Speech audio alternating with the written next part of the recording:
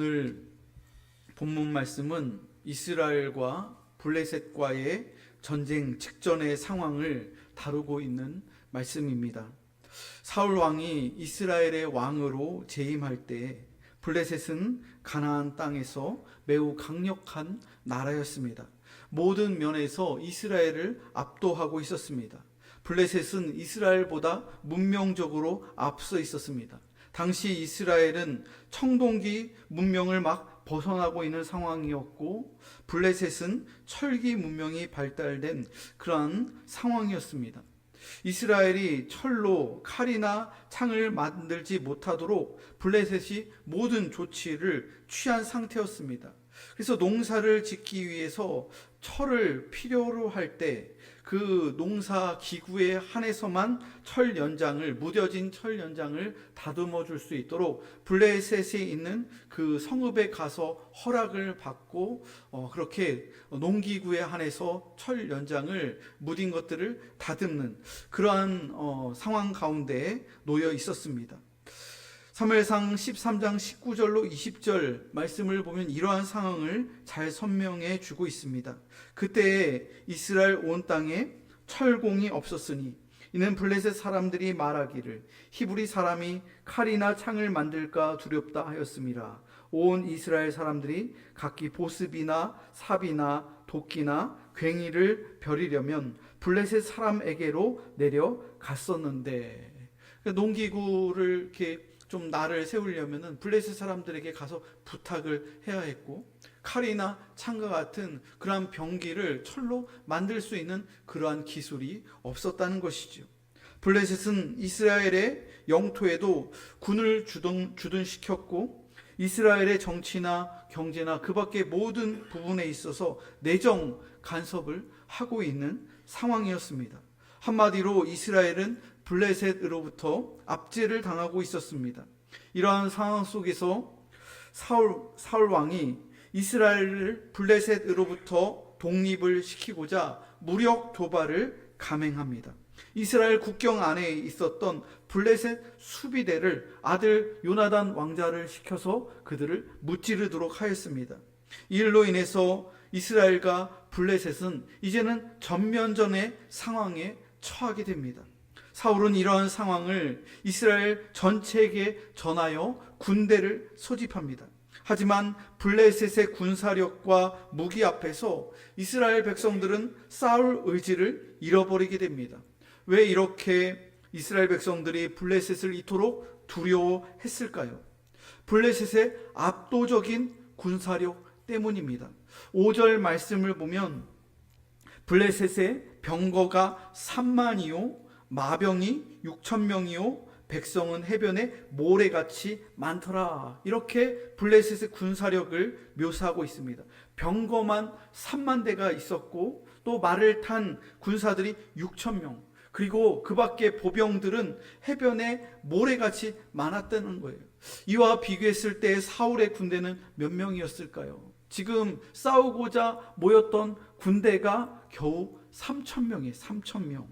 그런데 블레셋의 병거는 10배 많은 3만 대가 있는 거예요. 그냥 보병 3,000명과 전차가 3만 대, 10배 많고 또 마병은 6,000명, 말을 탄 그 군사들이, 여기는 보병만 3,000명인데 말을 탄 사람이 6,000명이에요. 상대가 안 되는 거죠. 그 밖에 보병은 해변에 모래알처럼 많았다고 나와 있는데 아마도 10만 명 이상, 30만 명 정도 모였을 거예요. 이 정도의 규모면은 당연히 10만 보병은 넘고 거의 30만 명 가까운 그러한 보병들이 모였을 겁니다.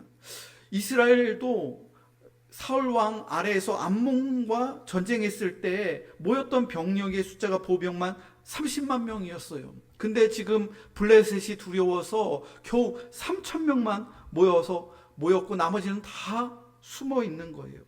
이스라엘도 마음만 먹으면 30만 명 모일 수 있는데 지금 블레셋의 기세에 완전히 짓눌려서 다 도망가고 숨은 상황이었다는 것이죠. 마치 6.25 한국전쟁 때 남한에 탱크가 단 한 대도 없었던 것처럼 블레셋과의 군사력과 비교하면 지금 도저히 상대가 되지 않는 상태가 사울의 군대라는 것이죠. 사울 왕의 군대는 겨우 3,000명밖에 되지 않았습니다.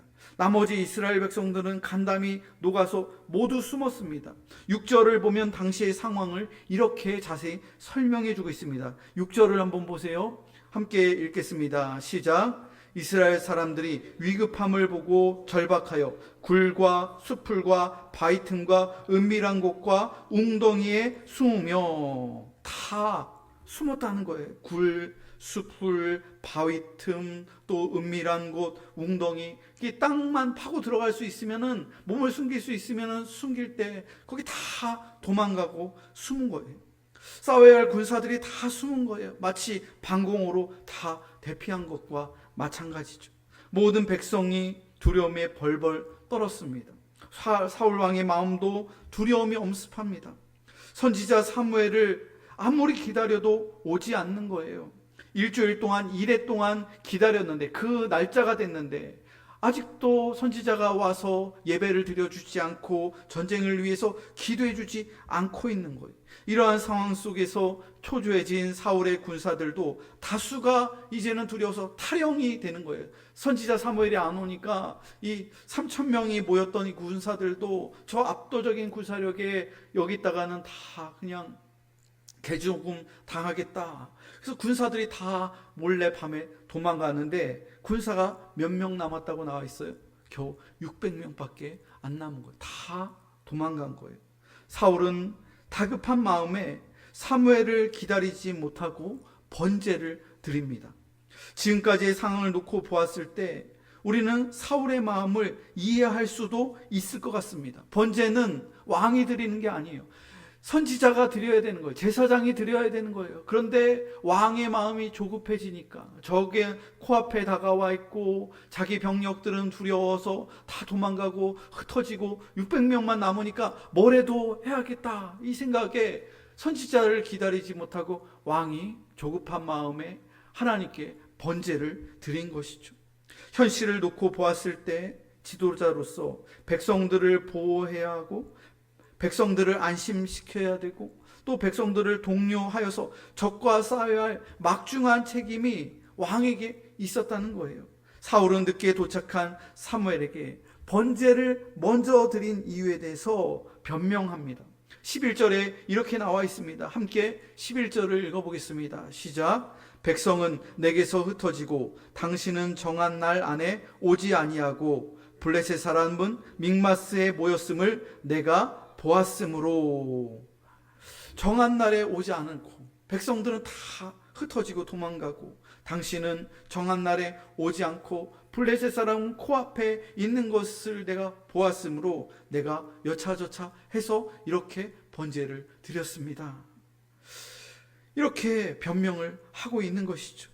선지자 사무엘은 정한 기한대로 이래 동안 기다렸지만 오지 않았다고 그 책임을 슬며시 왕은 선지자 사무엘에게 책임을 전가하고 있습니다. 그리고 블레셋 군사들이 곧 공격해 올 것이 두려웠기 때문에 왕으로서 자기가 책임감을 가지고 번제를 드렸다는 거예요. 여러분, 논리적으로 보았을 때 사울의 변명은 합당한 것 같습니다. 사무엘이 일찍 좀 오면 안 돼요? 상황이 이렇게 다급하고 악화되고 어려우면 선지자가 빨리 와서 기도해주고 왕과 백성들을 안심시켜 줘야 되는 것 아닐까요? 이러한 상황들만을 놓고 보았을 때 선지자 사무엘에게도 책임이 있는 것 같아요. 일주일 동안 기다렸는데 이렇게 급하고 어려운 상황인데 선지자가 늦게 오고 백성들은 다 도망가고, 사울은 자신의 입장을 설명하면서 이러한 이유 때문에 부득이하게 번제를 드렸노라고 변명을 합니다. 여러분, 하지만 이것은 어디까지나 사울의 변명에 불과합니다. 하나님께서는 블레셋과의 전쟁을 통해서 사울의 믿음을 확인하시기 위한 것이었습니다. 사울이 하나님을 절대적으로 신뢰하는지, 이 불리한 상황 속에서도 그가 여호와 하나님을 절대적으로 신뢰하는지 사울의 믿음을 하나님께서 테스트하신 거예요. 그래서 선지자 사무엘을 지체시키고 또 백성들을 흩어지게 하셨다는 것이죠. 여러분, 하나님께서 왜 이렇게 상황을 급박하게 몰고 가는 걸까요? 사무엘이 지체한 것도 하나님께서 그 상황을 그렇게 몰고 가신 거예요. 사실 사무엘은 정한 기한 안에 도착했습니다. 사울이 끝까지 인내하며 기다리지 못한 거예요. 1시간만 기다렸으면, 아니 30분만 사울이 참고 인내하며 믿음으로 기다렸다면 사무엘이 도착했을 거예요. 그리고 사무엘이 격려해 주면서 번제를 드리며 축복하며 그 전쟁에서 명예와 또한 영광을 얻었을 것입니다. 그러나 사울은 그 1시간, 그 30분을 기다리지 못해서 이 시험에 떨어지는 거예요. 사울에겐 결국 믿음이 없었다는 거예요. 믿음이. 죽기를 각오하는 믿음이 사울에게 없었다는 겁니다. 여러분, 다윗은 어땠습니까? 소년이었을 때, 그가 전쟁터에 나갔을 때 사울과 이스라엘 백성들이 거인 골리앗 앞에서 역시 블레셋 군대 앞에서 벌벌 떨고 있었어요. 아무도 여호와 하나님을 모욕하는 그 거인 골리앗 앞에서 아무도 나가서 싸울 생각을 안 하는 거예요. 그럴 때 소년 다윗이 아직 성인도 아닌데 왕과 모든 장군들과 군사들이 두려워 떨고 있을 때 다윗이 믿음으로 뛰어나가잖아요. 네가 뭔데 여호와 하나님의 이름을 망령되이 부르고 하나님을 모욕하느냐? 왜 이스라엘 거룩한 백성들을 모욕하느냐? 너는 창과 칼과 단창을 가졌지만 나는 여호와 하나님의 이름으로, 만군의 여호와 하나님의 이름으로 나간다. 그렇게 그 시험에 멋지게 다윗은 통과하잖아요. 무기도 안 들고 그냥 물맷돌 하나 들고 나가서 그 거인을 무찌르잖아요. 그 믿음의 모습과 지금 사울의 모습은 천지 차이라는 것이죠. 사무엘은 사울을 책망할 때 이렇게 말했습니다. 13절 말씀 한번 보세요. 13절을 읽어보겠습니다. 시작. 사무엘이 사울에게 이르되 왕이 망령되이 행하였도다. 왕이 하나님 여호와께서 왕에게 내리신 명령을 지키지 아니하였도다. 그리하였더라면 여호와께서 이스라엘 위에 왕의 나라를 영원히 세우셨을 것이거늘. 사울이 망령되이 행해서 그 1시간을 기다리지 못해서 상황, 현실, 다급함을 보다가 믿음을 잃어버린 거예요. 믿음을 놓쳐버린 거예요. 그래서 망령되이 행함으로 말미암아 어떻게 됩니까? 하나님께서 사울을 버리시는 거예요. 사울을 내치시는 거예요. 만일 이 시험에 통과했더라면 사울왕 당신의 왕위가 더 오래 갔을 것이거늘, 당신의 왕위가 영원히 세워졌을 것이거늘 참으로 안타깝습니다. 선지자 사무엘이 한탄하는 것이죠. 사울왕은 하나님 앞에서 망령되이 행동하였습니다. 여기서 망령이라는 히브리어 단어를 살펴보면 어리석다, 바보스럽다라는 뜻을 가졌습니다. 번제를 누가 드려야 합니까? 번제는 선지자가 드리는 것입니다. 그런데 사울이 급하다고 바쁘다고 어리석게 하나님 앞에 망령되이 그렇게 어리석게 번제를 드린 거예요. 여러분, 이 망령되다라는 단어는 하나님 앞에 어리석게 행동한 사울의 그 행동을 말을 하는 것이고, 또한 영적인 지식이 부족했다는 거예요. 영적인 그러한 지식이 없어서 그렇게 왕이 멋대로 망령되게 바보스럽게 그렇게 월권 행위를 했다는 것이죠. 여러분, 사울의 중대한 잘못은 하나님께서 명령하신 바를 지키지 않은 거예요. 선지자 사무엘을 기다리고 예배를 드리고 기도를 드리고 그리고 나가서 싸우면 이길 것이다, 그렇게 하나님께서 말씀하셨는데 그 하나님의 명령을 어기고 기다리지 못해서 자기가 임의대로 번제를 드렸으므로 하나님의 명령을 지키지 않은 것이죠. 선지자 사무엘은 사울을 꾸짖을 때 2번이나 하나님의 명령을 왕이 지키지 않았습니다. 그러므로 왕의 왕위가 끊어질 것입니다. 오래가지 않을 것입니다. 여러분, 명령이 무엇입니까? 반드시 지켜야 하는 것이 명령이죠. 특별히 전쟁터에서 명령에 살고 명령에 죽는 거예요. 군인은 상급자의 명령에 살고 명령에 죽는 거예요. 그 전쟁의 최종 그 승인자는 여호와 하나님이시죠. 그들은 여호와 하나님의 군대예요. 왕이라도 하나님의 명령에 순종해야 됩니다. 하나님의 명령에 살고 명령에 죽어야 되는데 사울이 죽기 싫으니까 또 자기 군사들이 다 도망가니까 그 현실을 보고 다급함을 보고 그가 망령되이 행하고 하나님의 명령에 불순종한 것이죠. 여러분, 전시의 명령을 불복종한 군인들은 어떻게 됩니까? 즉각 사형입니다. 처형됩니다. 그런데 사울이 지금 하나님의 명령에 불순종했다는 거예요. 이후에도 사울은 왕으로 재임하면서 계속적으로 하나님의 명령에 계속해서 불순종합니다.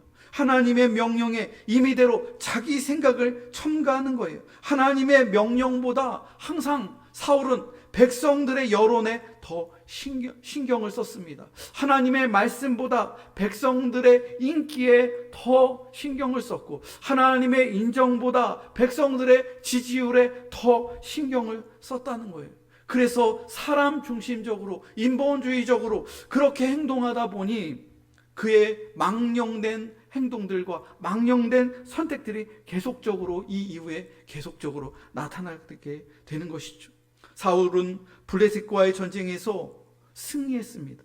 이러한 상황 가운데에서도 다 도망가고 600명밖에 없었는데 하나님께서 그럼에도 불구하고 사울이 이 블레셋과의 전쟁에서 승리하게 하셨습니다.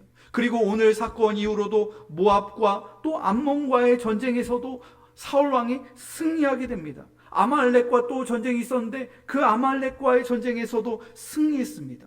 사울은 왕으로 재임하면서 계속 승리하면서 승승장구를 하는 거예요. 그 사울의 인기가 점점 높아지고 지지율도 올라가고 백성들이 왕으로 추대하고 그렇게 하는데, 이러한 성공 속에서 사울이 점점 더 교만해지는 거예요. 점점 더 망령에 사로잡히는 거예요. 그러면서 하나님의 그 명령을 소홀히 여기는 거예요. 이때 하나님의 명령을 어겼는데 분명히 선지자는 왕의 왕위가 길지 않을 것입니다. 그런 예언을 들었음에도 불구하고 계속된 성공 가운데에서 사울은 교만해지면서 결국에는 나중에 가서 하나님께서 그를 완전히 치시는 것이죠. 여러분, 사무엘상 15장 35절 말씀을 보면 이렇게 나와 있어요. 여호와께서는 사울을 이스라엘 왕으로 삼으신 것을 후회하셨더라. 하나님께서 후회하셨다는 거예요. 계속 사울이 잘 되는 거예요. 계속 승승장구하는 거예요. 전쟁에서 승리하는 거예요. 백성들이 박수 쳐주고 백성들이 지지율이 점점 올라가면서 거기에 취해서 사울이 거 봐라, 하나님 없어도 나 잘할 수 있어, 이러한 교만이 계속 올라가고 망령된 그러한 모습으로 일관하다가 하나님께서는 그를 왕으로 삼으신 것을 후회하셨다. 그리고 그 다음 대안책으로 하나님께서 중심을 보시고 은밀하게 선지자 사무엘에게 가서 그 다음 이을 왕을 찾아보아라. 이새의 집에 가서 내가 선택한 사람, 그 중심이 합한 사람, 그를 이스라엘의 영원한 왕으로 세울 것이다. 그렇게 하나님께서는 사울을 버리시고 다른 대안을 찾으신 것이죠. 여러분, 하나님께서 보실 때 사울은 한마디로 망령된 왕입니다. 참으로 어리석은 왕이에요. 영적으로 무지한 왕이라는 거예요. 하나님의 명령대로 움직여야 되는데 사울은 백성들의 요구대로 움직였습니다. 어떻게 하면 백성들에게 인정받는 왕이 될 수 있을까? 어떻게 하면 백성들에게 더 내가 대접을 받고 더 높임을 받을 수 있을까? 이것이 사울 왕의 최대 관심사였습니다. 그러나 여러분, 지혜로운 왕은, 하나님을 경외하는 왕은 그 생각이 다르죠. 어떻게 하면 이 사람들을 내가 섬길 수 있겠습니까? 하나님, 어떻게 하면 이 사람들을 올바른 길로 인도해 갈 수 있을까요? 그렇게 기도했었던 사람이 다윗 왕이고 솔로몬 왕이었다는 거예요. 어리석은 왕 사울, 망령된 왕 사울을 하나님께서 버리신 거예요. 아니, 사울이 하나님을 먼저 버렸기 때문에 하나님께서 사울을 버리신 것입니다. 결국에는 사울에게는 믿음이 없었기 때문에 하나님께서 그를 버리신 것이죠. 여러분, 하나님께서는 위기의 상황 속에서 우리의 믿음을 동일하게 시험하십니다. 아주 급박한 상황 속에서 성도들의 믿음을 테스트하신다는 거예요. 여러분은 현실의 상황 속에서, 어려움 속에서 어떻게 반응하고 있습니까? 사울처럼 상황에 휩쓸려서 때로는 두려워하지 않습니까? 문제를 회피하며 숨으려고 하지는 않습니까? 하나님의 때를 기다리지 못해서 인간적인 방법을 시도하고 그 문제로 인간적인 방법으로 해결하려고 하지는 않았습니까? 여러분, 이러한 모습은 사울과 같은 어리석은 모습이며 믿음이 없는 모습입니다.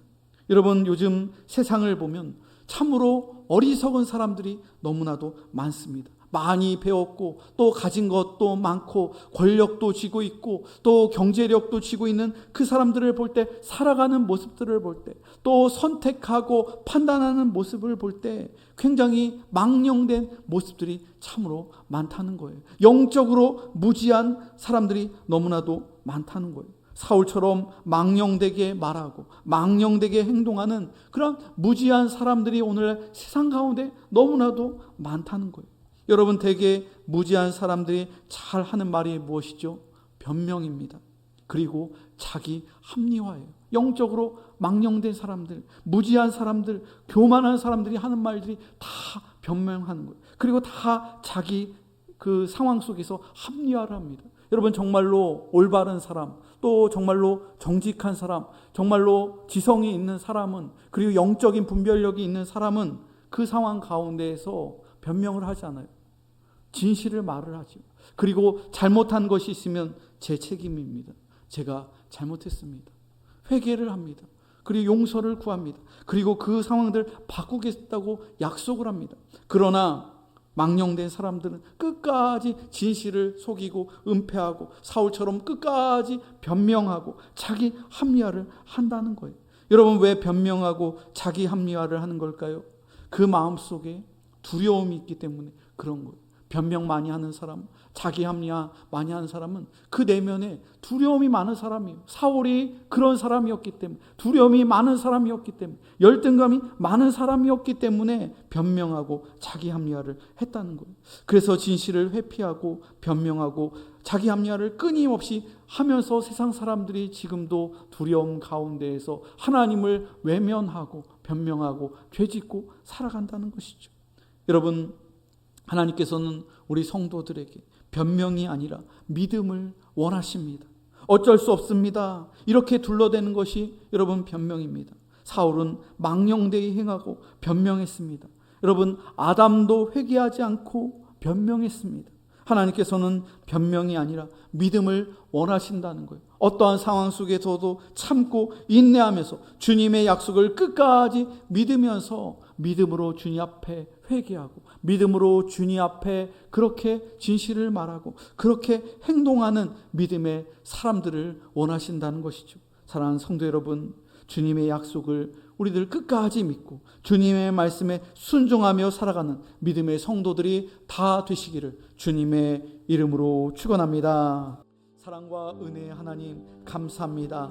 하나님, 이 귀한 저녁 주의 성도들 주님 앞에 달려나와 예배하게 하시고 말씀을 경청하게 하여 주시니 감사합니다. 하나님, 변명하는 세상 속에서 하나님, 우리들이 변명이 아니라 믿음으로 고백하며 믿음으로 살아내는 성도들 되게 하여 주옵소서. 세상의 하나님 흐름과 세상의 상황 속에서 어쩔 수 없었다라고 변명하는 것이 아닌 주의 말씀에 인내하며 순종하는 말씀의 성도들 되게 하여 주옵소서. 하나님, 우리 공복교회가 이 지역과 이 사회에서 선교적인 사명을 감당하게 하시고 영혼 구원의 사명을 감당하는 교회 되게 하여 주옵소서. 교회가 더욱 부흥 발전케 하여 주시고 변화하는 하나님의 놀라운 역사를 우리 성도들과 함께 보게 하여 주시고 하나님께 영광 올려드릴 수 있도록 주여 축복하여 주시옵소서. 감사를 드리며 예수님의 이름으로 기도합니다. 아멘.